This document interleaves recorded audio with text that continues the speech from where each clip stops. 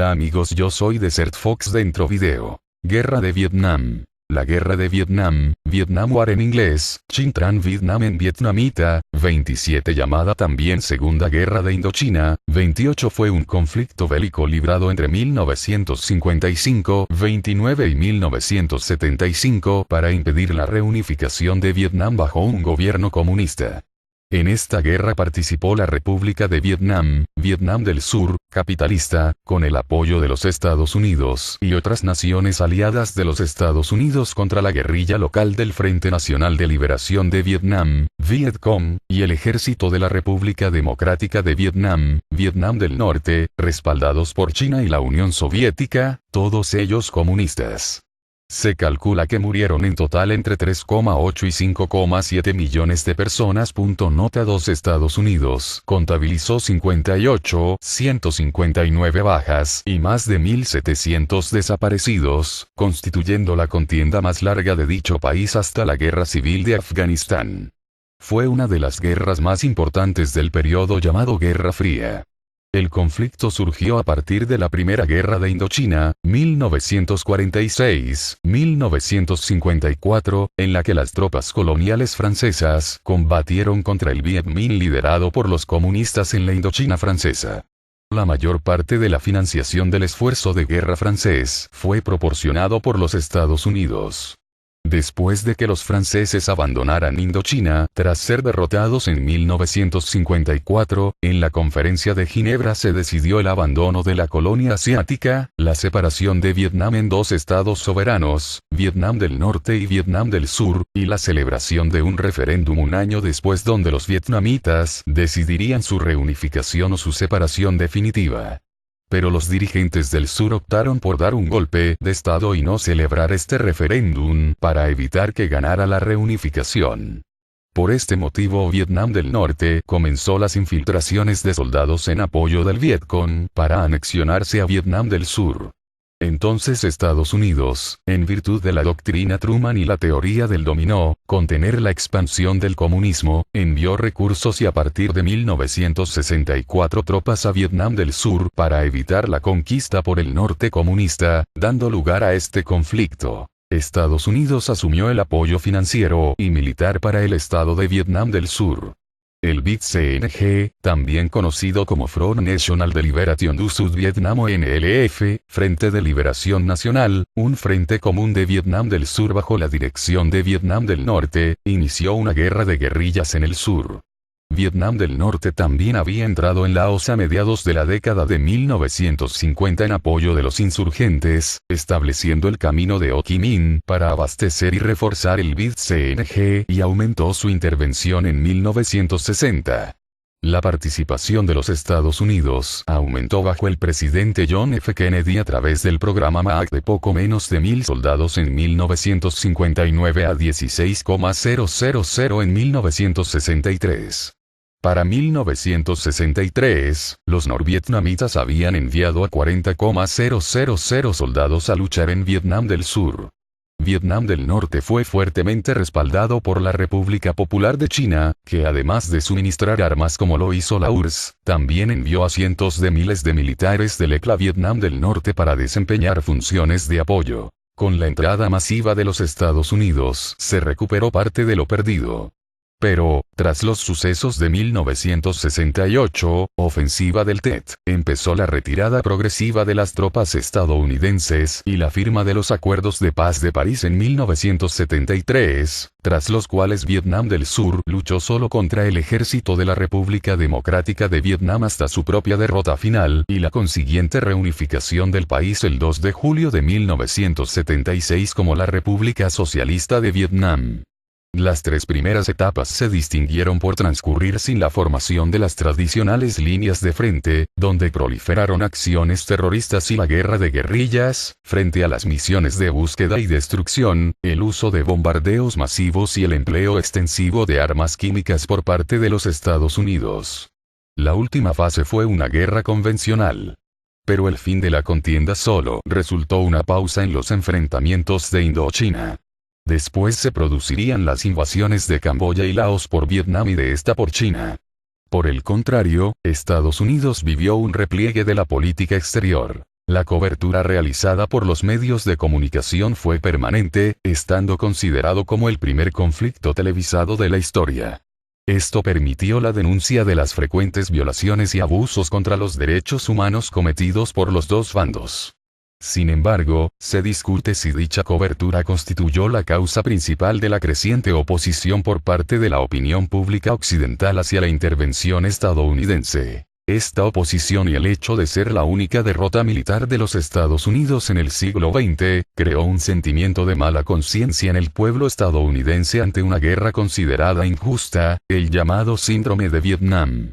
El síndrome dio paso a un movimiento pacifista y se prolongó hasta los años 1980, durante el mandato de Ronald Reagan, hasta la Guerra del Golfo de 1992-31. La Guerra de Vietnam se convirtió en un icono, perdurado en la actualidad, de los grupos sociales y partidos de izquierda en gran parte del mundo. La Guerra de Indochina. Francia deseó restablecer su mandato colonial en Indochina tras la rendición de Japón, pero Ho Chi Minh había declarado la independencia de la República Democrática de Vietnam el 2 de septiembre de 1945. Según Barrios Ramos, 2015, los franceses lo recibieron en París como guerrillero y no como jefe de Estado. Un frente de nacionalistas y comunistas llamado Vietnam Dog Lab Dong Minh y Liga por la Independencia de Vietnam, Viet Minh en su contracción vietnamita, 39 aceptó al principio el retorno de los franceses para evitar la amenaza de China. Pero pronto la tensión con las fuerzas coloniales se hizo insoportable. Dicha liga estaba dirigida en lo político por Ho Chi Minh, partidario de aguardar, y en lo militar por Bong Nguyen Giap, finalmente deseoso de comenzar los ataques. En 1946 se produjeron los primeros tiroteos en lo que se conoce a veces por la Guerra de Indochina, pese a no existir consenso entre los autores. Francia contaba con el apoyo de buena parte de la colonia, especialmente los vietnamitas monárquicos. Nota 4. Sin embargo, los distintos gobiernos de París no deseaban enviar reclutas ni gastar muchos recursos en el conflicto, por lo que acudieron a Estados Unidos en busca de fondos y armas. Harry S. Truman, en 1950, comenzó contribuyendo con el 15% de los gastos militares aproximadamente.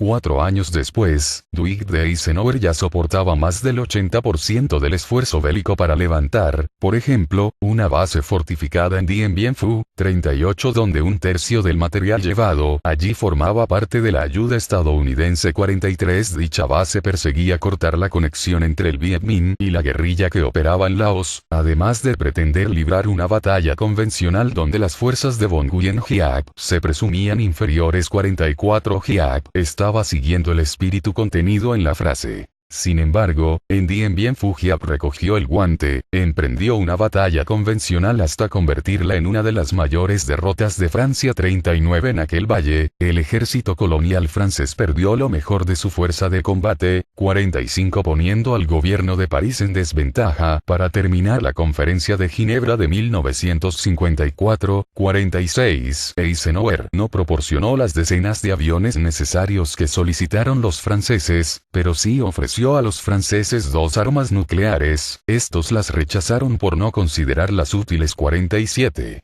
Tras la derrota y los acuerdos firmados en la ciudad suiza, la Indochina francesa se dividía en las naciones independientes de Camboya y Laos, más Vietnam separado a su vez por el paralelo 17, el norte sería una zona para la reagrupación del Viet Minh y el sur para el ejército colonial francés, a la vez de concentración de la población simpatizante de cada bando enfrentado. 48. Las dos divisiones pasaron a llamarse República Democrática de Vietnam, más conocida por Vietnam del Norte, y el Imperio de Annan, bajo el mando del emperador Bao Dai. 44. Pero se incluyó una cláusula por la cual se celebraría un referéndum en 1958 para decidir si los dos Vietnam seguirían separados o se reunificaban. 48. Los primeros enfrentamientos de los estadounidenses a gran escala. En batallas más o menos convencionales, los guerrilleros vietnamitas aún tenían cartas que jugar frente a los soldados del sur y lo demostraron en el mes de junio.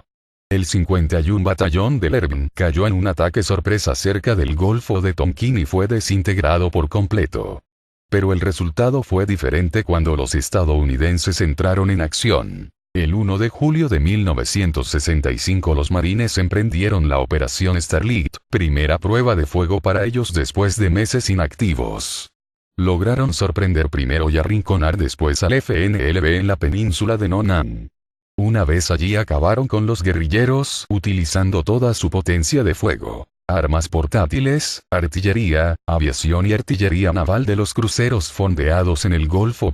Nota 13. Por su parte, el ejército estadounidense combatiría por primera vez contra los soldados del norte en el valle de Hiadrán. Durante varios días de noviembre los soldados del 7 de Caballería y otras unidades de la 1 División de Caballería Aérea se enfrentaron a 3 regimientos de Levin. Los norvietnamitas habían sido enviados para destruir el campamento de boinas verdes y montañeses de Pleiku, acabar con las columnas de refuerzo y tomar después la ciudad de Pleiku, dejando así el camino libre hacia Kinong y el mar de China Meridional, lo que hubiese partido al país por la mitad. 109, pero los estadounidenses truncaron ese plan. Los nuevos helicópteros movidos por turbotransmisión resultaron un arma útil, 110 realizando una fundamental misión para transportar a los hombres al centro de la batalla, nota 14 aprovisionarlos y extraer a los heridos. 111 La batalla de Hiadrán estuvo a punto de volverse una catástrofe para Estados Unidos, pero esos helicópteros y la potencia de fuego desplegada invirtieron la situación. Unos 1.500 soldados norvietnamitas perdieron la vida, frente a 234 estadounidenses, 111. Pese a ello el ejército norvietnamita se autoproclamó vencedor. Los éxitos en la Operación Starlight y en Hiadrán llevaron al jefe de las fuerzas estadounidenses en Vietnam, general William Westmoreland, a solicitar y conseguir los medios para realizar las acciones que pensaba que le llevarían a la victoria, entre las que destacaron hacer un uso extensivo del helicóptero como nuevo medio de transporte y también de guerra. Nota 15 Continuar la operación Rolling Thunder de bombardeo sobre Vietnam del Norte. Nota 16 Cortar la llegada de suministros desde el norte. Para ello la flota estadounidense continuaría bloqueando las rutas marítimas y se intensificaron las acciones de los boinas verdes en las tierras altas centrales de Vietnam contra la ruta Ho Chi Minh. Atacar al enemigo en su propio terreno. Se intensificarían las operaciones de búsqueda y destrucción, patrullas en lancha por el delta del Mekong, formación y envío de MASEAL para realizar acciones de contrainsurgencia. Potenciar la campaña Corazones y Mentes, que tanto éxito les reportó a los ingleses en Malasia. 115 Se debía continuar con la reconstrucción de poblados, el servicio sanitario, la entrega de maquinaria agrícola, etc. Asimismo, en diciembre de 1965, la Fuerza Aérea puso en marcha el programa Big Berry, para permitir que los B-52 transportaran casi 10,000 kilogramos de bombas y en abril del año siguiente fueron desplazados a la isla de Guam para poder alcanzar Vietnam del Sur. Desde allí se realizaron una media de 300 salidas al mes. Nota 17. El primer año de la guerra, Estados Unidos venció en la práctica en la totalidad de las batallas, gracias a su potencia de fuego y a poder abastecer a sus hombres por aire sin sufrir los numerosos ataques que tantas pérdidas les costaron a los franceses. 52. Esto les hizo pensar en una victoria rápida, pero de la que podían obtener experiencia en combate para sus oficiales, por lo que decidieron enviar allí a todos los posibles, rotando cada 6 meses en lugar de cada 12. Esto causó un primer problema. Las estadísticas informaban de que un militar comenzaba a desenvolverse bien a los 90 días de servir en Vietnam y alcanzaba su óptimo operativo a los 10 meses. La continua rotación fue imprimiendo un sentimiento en las unidades de ser mandadas por novatos ineptos, lo que les hacía candidatos a las temidas emboscadas. Por tanto, no dudaban en eliminar a sus jefes y a cualquier recluta no demasiado hábil. 117. La ofensiva de primavera y la rendición incondicional. Aquel desmoronamiento en la parte norte del país y en las tierras altas centrales cambió la percepción de Hanoi sobre una victoria para 1976. También lo cambió para Saigón, que trató de entablar negociaciones con los comunistas. Estos exigieron y consiguieron la desaparición de Thieu de la escena política. Dejó el poder el 21 de abril, siendo sustituido por el general Duong Van Minh. 36 A finales de marzo, el buró político se reunió nuevamente y decidió lanzar la ofensiva de primavera, llamada por ellos Campaña Ho Chi Minh. 177 Dung recordó el discurso lanzado tras la reunión. El 22 de abril, varios aviones A-37 capturados al enemigo volaron hasta Tan Son Nhut. Valiéndose de su apariencia, atacaron la torre de control y destruyeron numerosos cazas. El humo pudo verse desde Saigón, con la consiguiente sensación de pánico. 179 Mientras, unidades enteras se rendían al paso de los comunistas, que avanzaban tomando una ciudad tras otra bajo el lema. A las 00 del 29 de abril, la hora H-180 Saigón fue atacada por todas las direcciones, excepto desde el mar. Por la zona desmilitarizada penetraron más unidades, lo mismo que desde Laos y desde el centro norte de Camboya. Por la mañana, artillería norvietnamita bombardeó el puente Newport, la última conexión de Saigón con el mundo exterior. Tras horas de intensa lucha, la ciudad quedó completamente aislada. En una plantación de caucho próxima a Dau Giay, aguardaba una unidad de ataque en profundidad formada por una brigada de tanques, un regimiento de infantería y otras unidades. Llevaban los vehículos camuflados con ramas, los brazos con cintas rojas para distinguirse y uniformes impecables para tomar la capital, mientras el general Cao Van Bien firmó la orden de resistir con la frase defender hasta la muerte, hasta el final. La porción de la tierra que nos queda, poco después desertaba de su puesto y huía del país. A las 15 del 29 de abril los transportes, los blindados y tanques de la unidad de ataque en profundidad salieron del bosque y llegaron a la capital aplastando toda resistencia. Al día siguiente penetraron en Saigón mientras la gente trataba de huir por cualquier medio. Tomaron el cuartel general del Estado Mayor, el Palacio de la Independencia, el cuartel general de la Zona Capital Especial, el Directorio General de la Policía y el aeródromo de Tan Son Nhut. La rapidez del avance sorprendió a los periodistas cuando recibieron la noticia de que habían penetrado en el Palacio Presidencial, por lo cual la tripulación de un tanque norvietnamita tuvo la cortesía de repetir el acto poco después para que lo pudiesen fotografiar. 172 Saigón había caído. Muchas personas trataron de huir en balsas y botes por mar, creando un problemas para las otras naciones que no estaban muy predispuestas a recibirlos. Algunas se suicidaban para evitar posibles represalias de los norvietnamitas, especialmente las que habían abandonado el norte por cuestiones políticas o religiosas 25 años antes, mientras otras saqueaban todo lo que podían.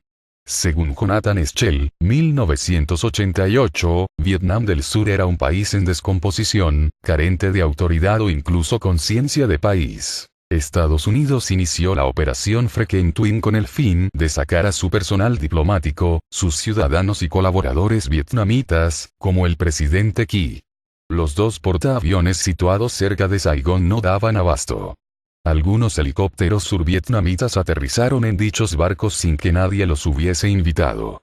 Los marinos tuvieron que arrojar al mar varios aparatos para dejar espacio en cubierta. 172 Todo esto fue televisado y fotografiado, venciendo la prepotencia del ejército más poderoso del mundo. Este fue todo y ya ha llegado a su fin hasta el siguiente video.